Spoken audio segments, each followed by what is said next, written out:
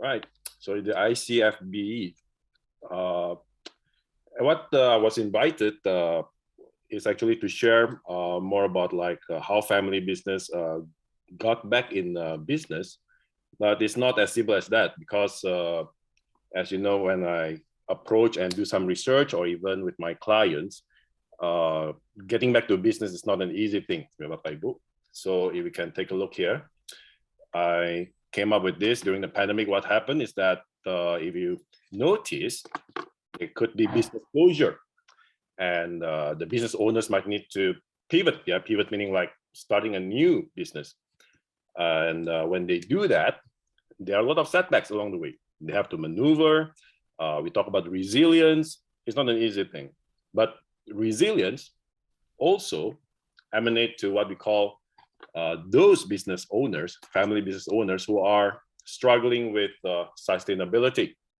Sustainability meaning that they are very challenged to innovate, to gain competitive advantage. Because in business, lots of the business owners, family business owners, they suffered revenue loss, up to 70%, 50 to 70%. It's not an easy thing.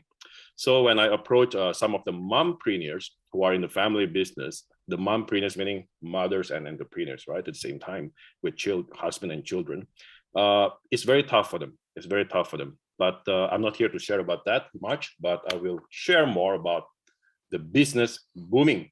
Okay, maybe some of us might be asking, what happened to the business who are booming? I mean, are they as easy as surviving and moving on? It might not be. It might not be, Bapak Ibu, because they are also afraid. Okay, they are afraid. Actually, just was fearful. Of when their business is escalating. There's a lot of family disputes, jealousy within.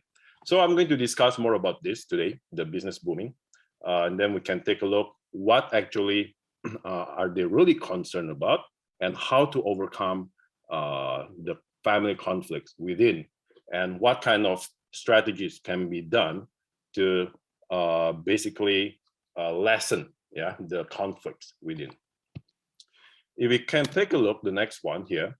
In my research, when we talk about innovation, I was invited before to speak about business during the pandemic. And if you take a look at some of this, especially the operations, the systemization, a lot of the family businesses who are actually having systemized their businesses, they are much easier to survive during the pandemic, right? Especially when we take a look at the construction and retail here, the daughters basically have digitalized everything, every transaction, using barcodes. And then if you take a look at manufacturing here, even the manager is saying that come to a point where everything has to be system, the formula, everything, the programming system. So it helps them to basically survive during the pandemic. And then this is one of the construct or conceptual framework that my co-author and I we constructed this. We also found that the co-innovation is required during the pandemic. Especially, I know that there is a friend of mine whom I work together in the design thinking class. So he got a lot of inputs, about the issues that over here, the collaboration with us. He found the issues, and then from the students, some of the feedbacks, how to basically overcome. Especially, he was concerned about the channel issue, right? The selling point issue, and then the after sales service issue. So all these things can be collaborated with university. So I do encourage Bapak Ibu to collaborate with university or some institutes that if you're in business. And family business owners, they are very much helped by this, because they will create the new 6 pillars here, new product services, new business model, new customer base, new customer value, and new value chain. Now, we talked a lot just now about booming. There are a lot of, not really a lot, but if we take a look at a few of the family businesses that has really been sustaining, maybe they have passed through a lot of pandemics, they have passed through the 2 world wars, But this is a list by Professor Toshio Goto. Yeah, I can assure you, Goto doesn't come from his name, but Goto. Yeah. But then again, we talk about Japan. Okay, this is a contractor company. Later on, I will share about resort. Yeah, Hoshi Ryokan, which is also a Japanese family business, one of the oldest, established in 718 AD. Okay, we will discuss a bit about that later on. But how can they sustain? How can they sustain to 8 generations, some of the winery, or even just now, Hoshi Ryokan, the 47 generations? They have gone through so much, and yet they can still survive. So we will see later on. Yeah. What is the fundamental here for longevity? As we realize here, actually, Sadeby, Professor Sadeby and Jaskowicz pointed out that traditions actually is the fundamental element in successful family businesses. So if we can take a look here, that the capacity, the capacity to successful to manage, the creation, the maintenance, and intergenerational transmission of tradition, that is what make the family business successful and to sustain for generations. And then here by PricewaterhouseCoopers, okay, it's written that written values correlate strongly with success. Written values correlate strongly with success. Why? Because with written values, what we call written values, meaning like family constitution. That's what I usually help my clients, is to establish family constitution.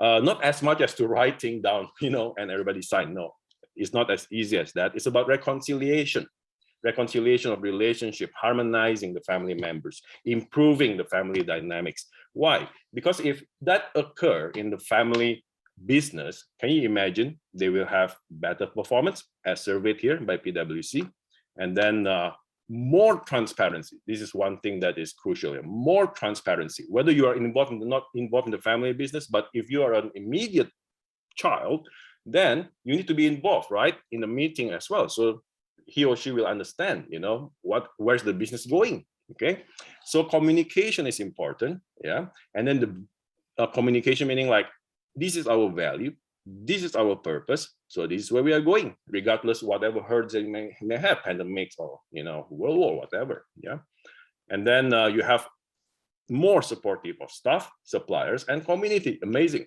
right? The non-family stakeholders. And then you are also be better prepared for succession. So I would like to emphasize the written values that correlate strongly with success. Yeah, and then here by Farhad Forbes, yeah, he was saying that many family business owners, they spend a lot of time. They're so busy with operational stuff every day, routine stuff, yeah, most likely. But they don't think much about strategy. They don't think too much about family. Now, this is an issue.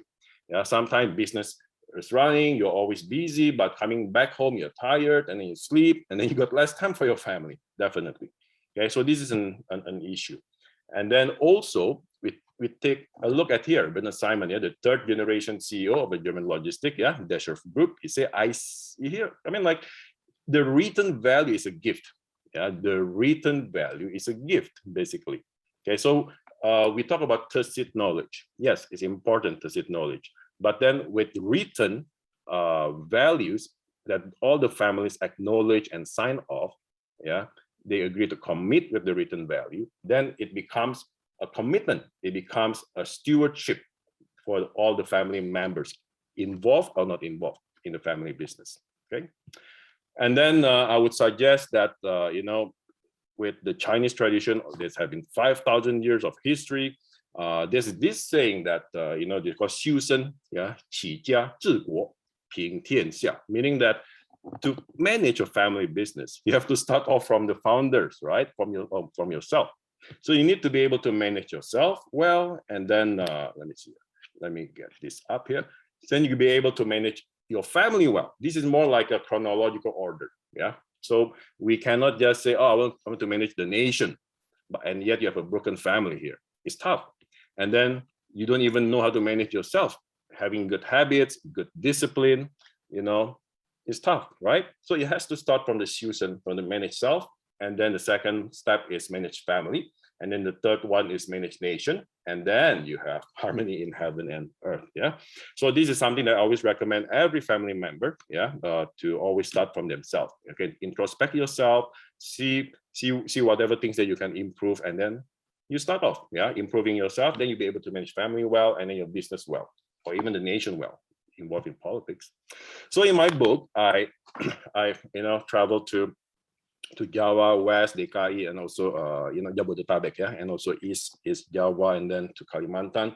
I interviewed some of the family members. There are about 30 over of them, and then I found that this is what is written in my book, that establishing the incumbent or the founder's cultural values is key, right? The tradition, because it will emanate to the family governance, which talking about just now, the family constitution, right? The values, basically. And then everybody has to commit, and then even the endowment, yeah, even the endowment.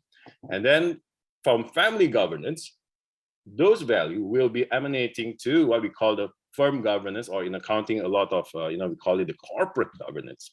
Okay, so this is something that we have to understand, because if we don't have a strong founder's values, then eventually the family tradition will be gone, the foundation is weak, and then the company will not be running very well eventually. Okay, so this is just a short video I would like to share. Hopefully it'll be helpful. I will skip the video a bit, and I would like to emphasize something along the way. Hopefully it works. Hopefully. Okay, hopefully Bapak Ibu can hear.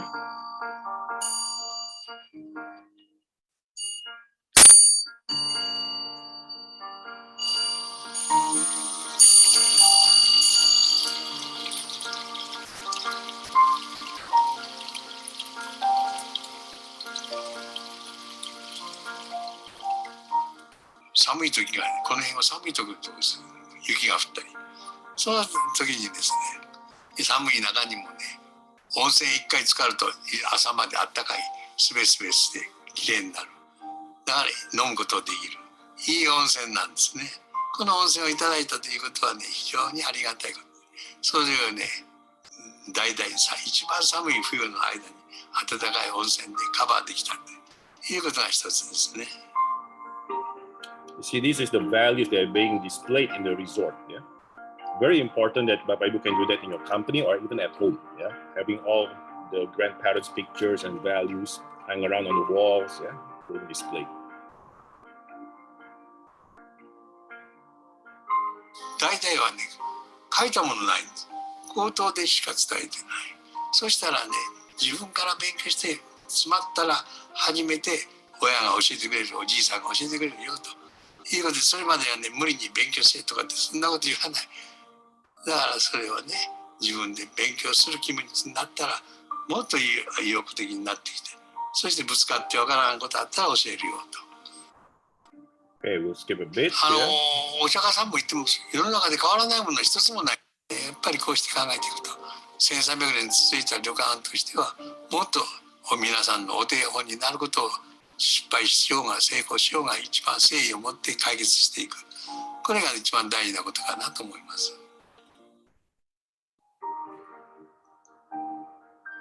私ね、まずね、息子はね、亡くなるなんて思わなかった。順境って言ってね、年寄りから順番に死んでいくもんやと思った。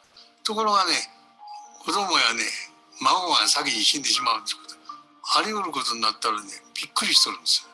だからそれをね、早く気がつけばね、まだまだね、賢いこと、46代目だったかもしれない。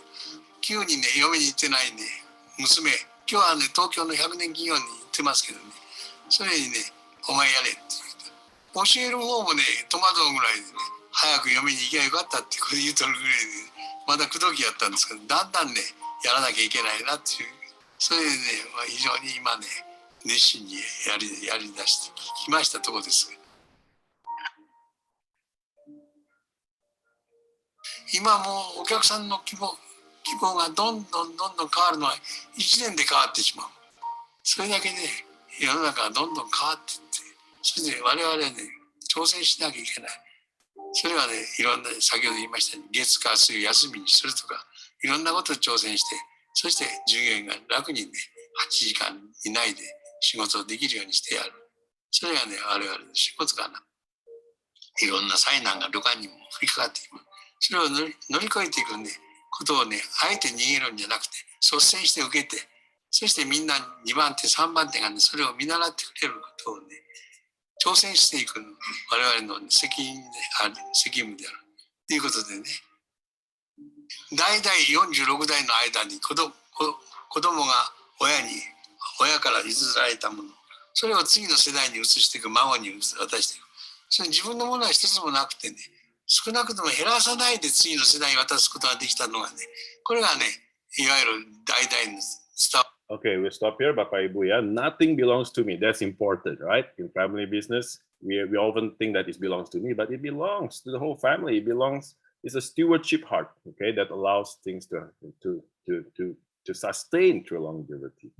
Yeah. So this is just a closing. This is a phrase that I come up with. It means keeping your mind on the infinite journey ahead. Yeah, the longevity, and whilst nurturing. Yeah, we have to nurture the entrepreneurial spirit day by day. Yeah, the resilience, having the agility to overcome, and most importantly, like I've mentioned, having the values planted strongly in the family. So the children, grandchildren, great-grandchildren onwards, they will remember this is the value, there's a purpose, there's a heart of stewardship for the family business.